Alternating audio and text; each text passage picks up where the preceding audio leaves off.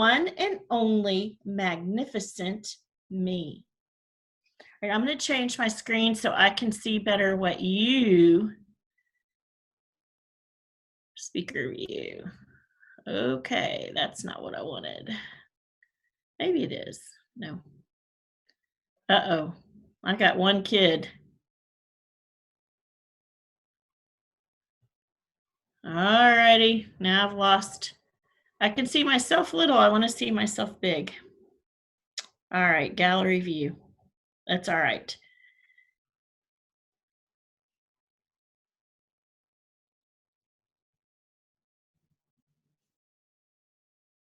Oh, there we are. Perfect.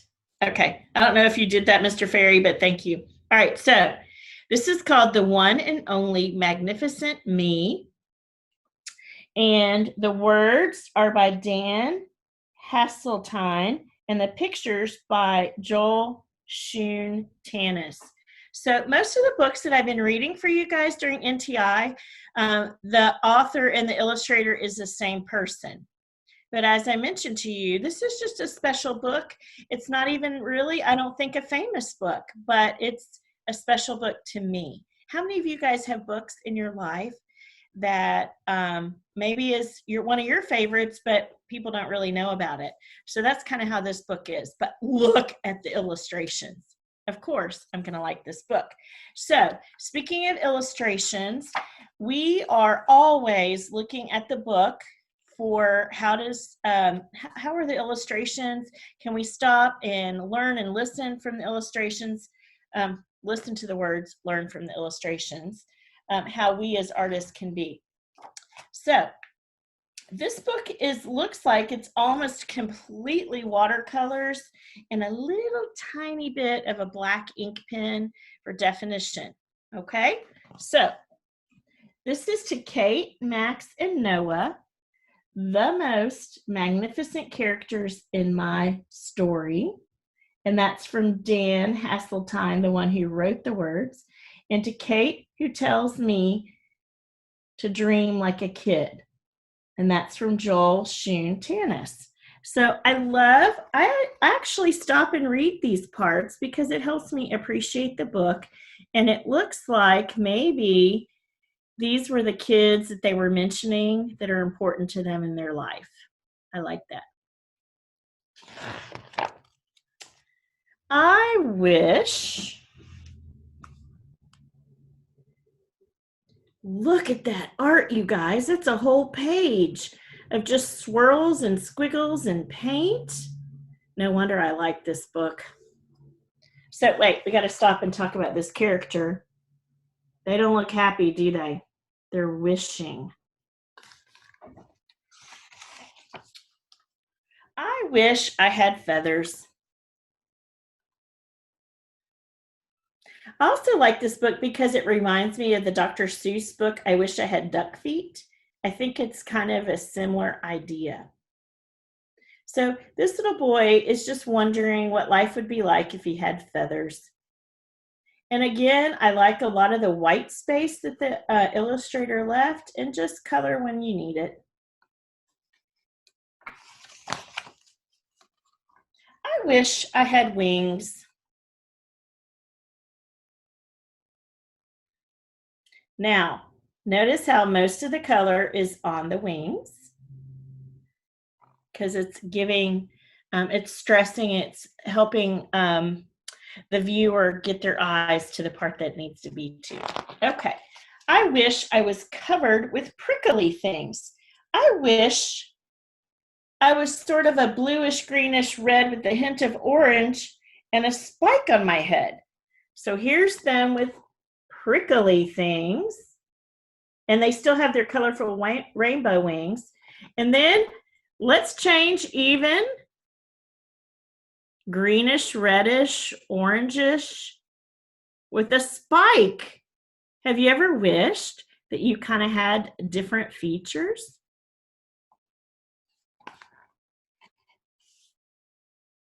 Wait, I've got to stop and talk about this page a little bit more. I love how the artist used those swirly lines that create movement around the horn. And even though the horn from a distance you might say is purple, but really look at it, all those colors. Whew. So this is like a feast to look at it, isn't it? It might be quite nice to have a long tail and a spout on my back like a humpback whale. So a spike on his tail and a spout like a whale. I have to back up so you can just really see this. Whew. I love these illustrations. I like how he doesn't show everything and he just zooms into those important features or characteristics.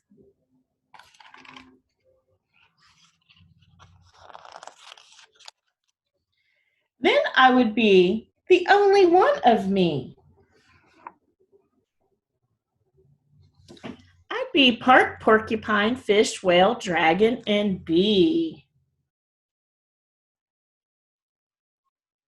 One of a kind, that's for real. So sometimes we do, as artists, like to imagine and create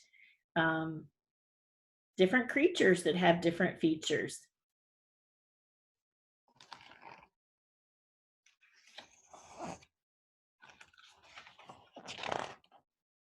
And everyone everywhere would want to come see me.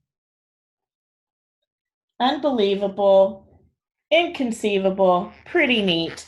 So this is like going to the movies or the theater, and this person would be on the stage. People would want to see him so much. A long time ago, they used to have people at the circus that they thought had unusual characteristics. So we like to see things that we don't understand or that would be amazing.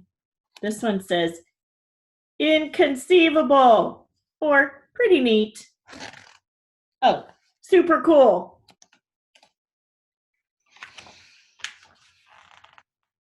Oh, fastest bike rider around. See, the more you look, the more details you could see. All of these pictures have important things in them too. I like a picture that I like it on the first impression, and then the longer I look at it, the more interesting things I notice. The one and only magnificent me. Again, this illustrator is just a great artist. They're having this diagonal line that comes down to be a spotlight on the character, and they put the words right there. I love how all the people are mostly the cool colors, so that would mean blues and purples, but then the reflection of the light on the people, that's pretty interesting too. These are amazing color combinations. And the only thing that has totally different colors is the creature itself. But even the artist chose a few little specks of color in other places to help it all fit together. But wait, there's a problem with all of these things because the glue isn't working to stick on my wings. Uh-oh. And we're now back to a mostly white page so that all of this color shows up. If there was color back here, we might lose our main image. So we artists have to think of these things. So do you think that maybe this illustrator even tried this picture with a darker background? Or do you think he just liked the empty white space so that the main character would show up? See all these tiny crowded details? I can't have tiny busyness in the background also, because then I'll get lost and I won't see the main character. He's not as happy with it now, is he? Whoa, the spikes in my body make it too hard to sit, and the feathers fall off in a feathery fit. Again, you could look at this picture for a really long time, couldn't you? I love the energy you can feel from the artist. You can tell exactly how fast they use their marks. You can feel the swishy line, can't you? And the energy to make those lines. So this one and this one and this one, you can tell the artist was a lot slower, but these lines a lot faster. And that spout like a whale can't really be done. I'd have to be like everyone.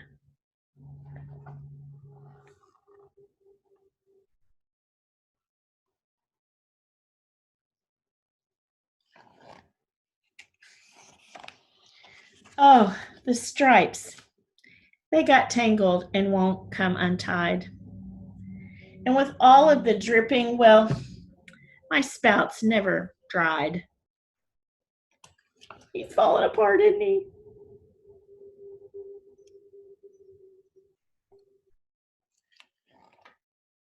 I want to talk to you about these lines when I look at these. What a beautiful use of lines. Do you see these little squiggly lines? And on here, the artist has a very sensitive touch, which means they know when to press hard and they know when to hold it light and loose.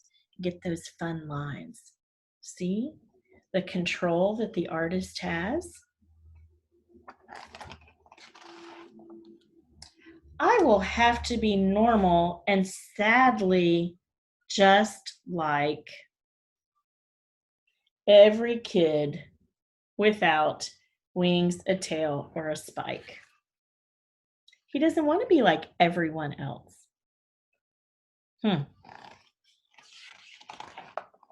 What? You say? You say I'm the only kid you see who acts quite like, talks quite like, is quite like me? You mean I don't need a horn or stripes or a tail? No googly eyes or a spout like a whale?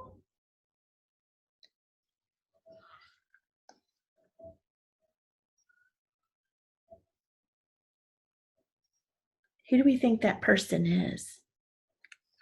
This person knows him very well, don't they? I like this part where they said, who acts like and talks quite like me. So sometimes I can recognize you guys by the way you walk. I can recognize you by the way you talk.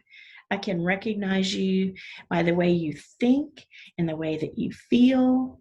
There's so many things about you that I can recognize. And that's what this person is telling the little boy.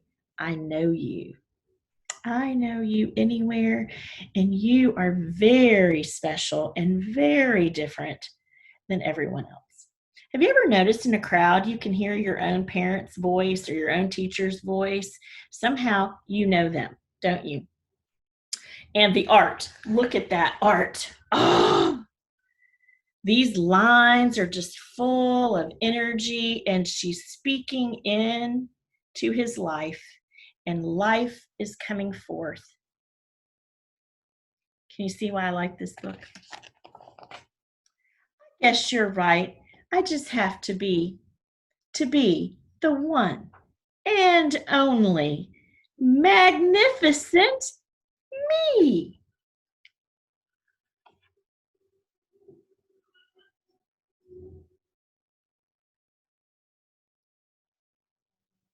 And I made a little note here to talk about Leader in Me and self-portrait.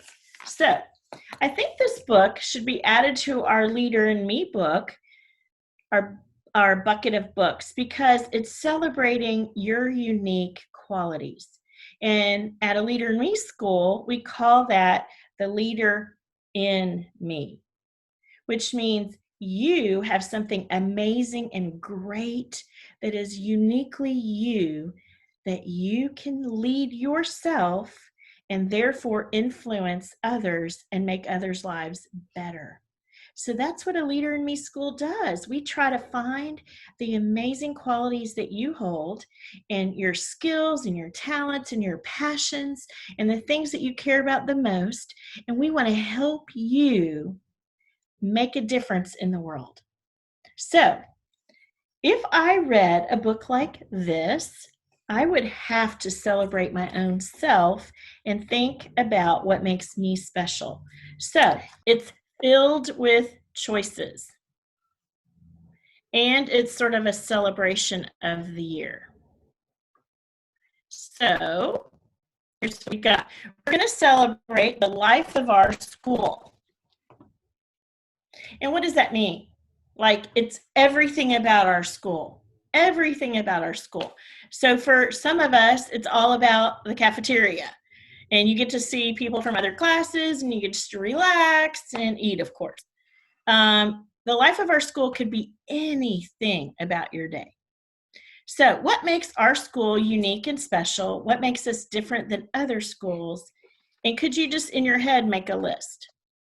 So narrative art is different than art that is useful. It mostly just hangs on a wall, or it could be a bookmark. It's something that tells a story. So how could we tell the story of this school year? This is the year 2019-2020. You could make art about what happened in your classroom or in your grade level. You could do a day at Ptolemy. You could do it almost like a comic strip with all the different parts of your day. I would love to see somebody do that. What is a symbol of the life of our school? So when I think of our school, I oftentimes, as that screen before, had a paw print. When we walk in our front door, we have the compass rose. When you come in from the buses, we have how's your weather. We have certain things that we see every day that start to become a symbol to us. What about the habits that we see all throughout the school and in the cafeteria? And we hear words like we are, and then everybody says the best, right? So there's even words that trigger in our minds and our hearts things that we love about our school. Your art this week could be about a space that you like at school, like the cafeteria, the gym, the library, the playground, the front circle, even the stream. So a symbol is something that is a little picture. It's not detailed. It's something that you can recognize quickly, and you know what it stands for. It represents a thought or an idea. So what are the symbols, images, or words about the life of Ptolemy? So your choice is pretty much open to whatever you want to do. You could draw something, paint something, collage. Collage means cut and glue. So again, we're trying to use the materials that you have at home, but you probably have magazines or those things that come in the mail. You could cut those apart and still make some cool art that way. A mosaic would be little bitty pieces like you could use pebbles or shells or popcorn, all kinds of things. Lettering. What can you make out of letters? So I started one here. What if I just did Ptolemy, right? Then I could do something for each of those letters. I could draw a picture around it. I could create one of those, a word that starts with T, a word that starts with A. I could do a fun piece of art that way. Digital art. And I have this on my list to talk to you guys about digital art.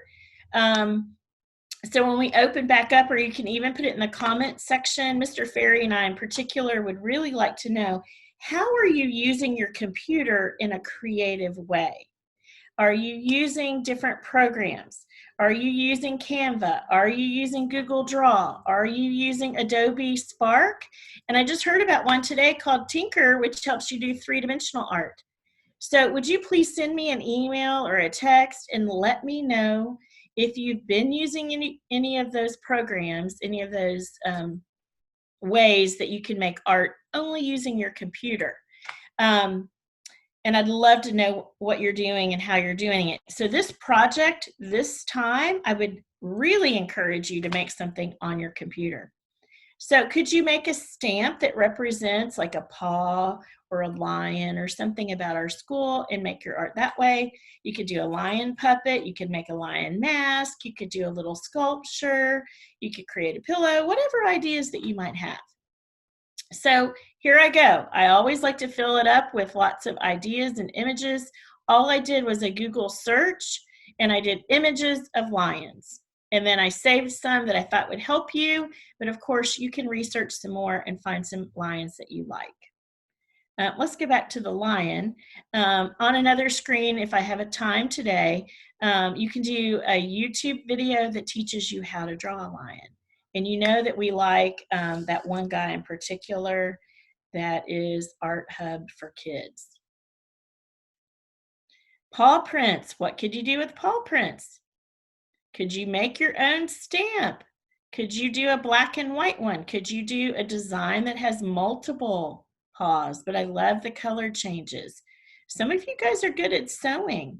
So maybe you want to just make a little ornament or a doorknob hanger. I like these year round, so I just hang them wherever I can hang them. So we are a Leader in Me school. So what could you do with the habits? Could you illustrate all or one of the habits? Here's a cool little Wordle type thing. And I think Mr. Ferry was just talking about that. So how could you arrange important words that have to do with Mill Creek? And then make a cool little design that way. You could do it with markers and crayons and colored pencils, or you could figure out a way to do it on the computer. Here's the tree. The tree is a very important image for our school. It represents the base, the roots that hold up our whole self. So the first 3 habits are internal habits. And then the 4, 5, and 6 are how I interact with other people. So if I'm struggling with other people, I probably need to go back to the beginning, get my roots stronger, because I'm in charge of my own thoughts, feelings, actions, and choices, attitudes. So what if you did it totally different than this and you did a ladder with 7 levels? So you think about that. Here's another tree that a school did. What if you just like lettering and doodling with words? What if you made a poster about how you can see yourself being a leader? That's what this book was about, wasn't it? I have greatness within me. That's what Leader in Me stands for. What about bucket filling? What if you did a piece of art that was about buckets? What if you did circle of control? And all you basically need is 2 circles, a little one and a big one. And my challenge to you is, what if you don't use words at all, but you use pictures? So could you show things that I can control on the inside and draw pictures of things you can't control on the outside? Could you cut out pictures and don't draw at all? That's up to you to figure it out. What if you just did a really neat poster that has an attitude or a thought that you think supports leadership? What if you designed a t-shirt, a bumper sticker, a card, a sticker, a poster, a postcard, or a magnet? So I have here our school's a little cup. So what if you designed what would be on the cups next year? Or our t-shirt. We always have t-shirts. So here's one of my favorite ones. It has our traditional lion, but what if we want to use a different lion or a different font? A font means the style of the letters. Okay, so I'd love to see you do that. Could you do that on the computer? You sure could. If you want to just draw it freehand, that's fine too. Here's our motto: to learn, to lead, to empower. Our mission. So what if you just want to pick a phrase or a part of the life of our school? Our vision. This is a quote by Gandhi, but I think it really supports our vision. We believe at our school that we're going to be a community where children develop the scholarship for academic achievement. So we want you to learn. And we want you to also have the character to change the world. And I love it. We can all hear it in our head. Go out and change the world. That's what Ms. Tina says to us. Here's our creed. You could pick a phrase or a part of the creed that means a lot to you. I wrote on a Post-it note the other day, this is my time. This is my place. So maybe you do a little watch piece of art or a little hourglass piece of art. Or you get a map and you put a little dot on it. This is my time. So you decide, pick a phrase out of that if you want. Our quote by Karen Raven. Ms. Fugate did a great job leading that today, didn't she? So do you have to do all of the poem? What if you just picked one part of it? And our roars, pick one part or all of it. Notice how the paws are going around the perimeter. So you can think, how can I make this seem like our school? Notice that my whole slideshow, I tried to use green and blue and white. Here's some numbers that might be important from this year. I like these little rocks. So maybe if you were 9 years old, you would put 9 dots on your rock. That'd be kind of fun. Growth mindset. That's something that we talk about all the time. It's all throughout our day. So just because you can't do it now doesn't mean that you can't do it eventually. So you need to say, not yet, but I will, right? So illustrate one or all of the habits. How can you talk about your weather? How can you talk about your goals? And what I mean by talk about is narratively make a piece of art that speaks. I don't want you to just to talk about it. I want you to create. So here is a lion picture. And so how can I make this art? Here is 2nd grade. This is not art yet. So what can I do to illustrate this without words, but make it meaningful as kind of a little journal entry about this year? So back to the target. If you make a target, it represents in your head habit number 2. So we don't need words. Sometimes we just want the picture. What if you did a compass rose? And I think that's as far as I went with some of the big images that have to do with the habits. All right, so let's see if I can get out of this. We're talking about symbols, images, and words. Any combination of those things could be your narrative piece of art. All right, let me see if I can get out of this. And I just wanted to show you, this is how I found some of the paw pictures. I literally just typed in paw crafts for kids. Okay, so I like to add the word for kids because then you know it's going to be simple and easy and something you can do and appropriate. And there was one more tab. Get rid of this one. Oh, here we go. Let's see how we're doing with time. We've got a few minutes left. So how to draw a lion, and then I add for kids, right? And this is Art Hub for Kids, Art for Kids Hub. I always say it in reverse. So you can see if you clicked on this, right. Skip the ads. Should have had that Quality writing makes your schoolwork better. 4, 3, 2, and helps you stand 1. out in the process. Here comes. All right. Hey, our friend Ads is with me today, right? We love this guy. He's got a gazillion drawings. So as you think about the summer, I almost always remind you guys that you can get on YouTube and draw. Lots of drawing. And this guy in particular, I think he does 4 drawings or 4 videos a week. So he has hundreds. But obviously, this time I just searched for a lion. And you can see step by step, what we like about him is he does an adult version, and then he always has one of his own children draw side by side so that you can believe even you can draw it too. So let's open it up to the whole group, and then we may watch that video together if we have time.